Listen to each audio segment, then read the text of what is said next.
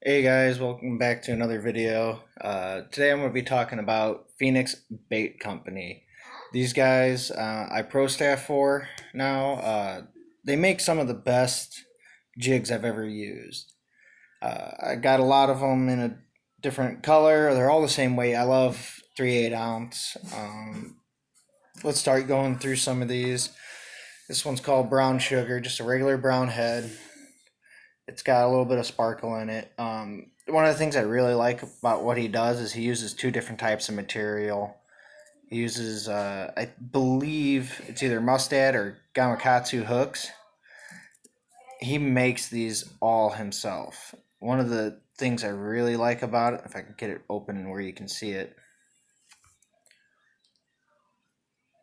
is he hand ties them. I don't know if that'll focus.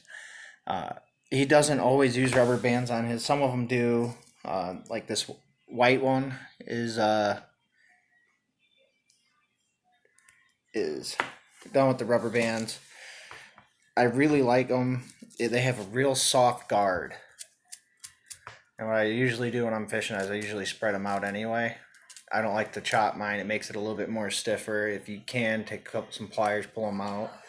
Another thing I really like about his jigs when he makes them, he makes with these cups on the base. It really holds in your trailer real well. It's not just the regular, hook style in the lead.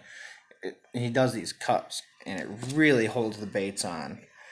He does a lot of really, amazing paint jobs on these, and he matches the guards. Like this one's green. He does it clear white on this one, black, brown. He matches it to make these jigs look amazing. Just look at that color that he's got on there. See if I can get it in focus.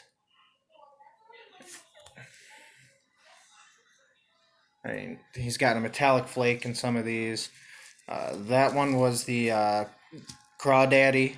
That's one of his new ones. This is a Sun Perch, and he just got some of the most amazing colors. And I'm really excited about this one, the California Craw. I've been having a lot of good luck on browns and purples, and the peanut butter and jelly.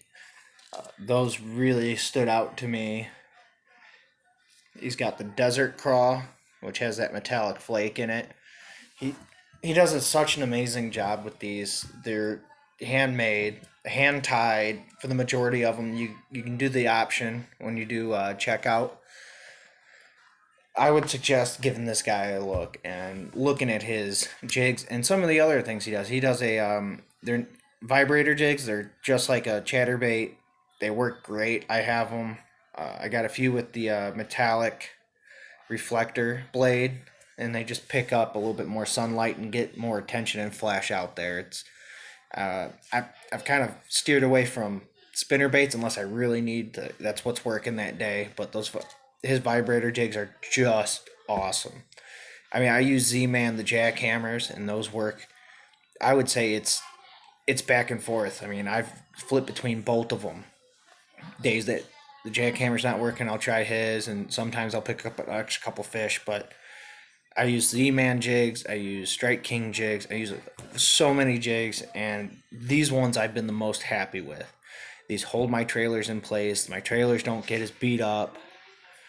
The paint is really durable. I've flipped into some heavy cover and heavy rocks. These are his all-purpose jigs, as you can tell by the heads on them. I mean,